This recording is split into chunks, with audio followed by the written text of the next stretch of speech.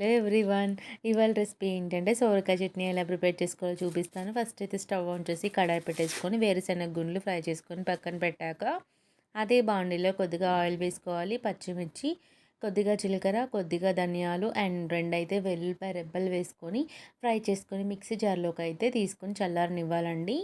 And మరి అదే బాండీలో మరి కొద్దిగా ఆయిల్ వేసుకొని కట్ చేసుకున్న సోరకాయ ముక్కలు, కొద్దిగా పసుపు అండ్ కొద్దిగా సాల్ట్, చింతపండును కూడా వేసుకొని పచ్చివాసన పోయేలాగా సొరకాయ ముక్కలను అయితే ఫ్రై చేసుకోవాలి ఆయిల్లో.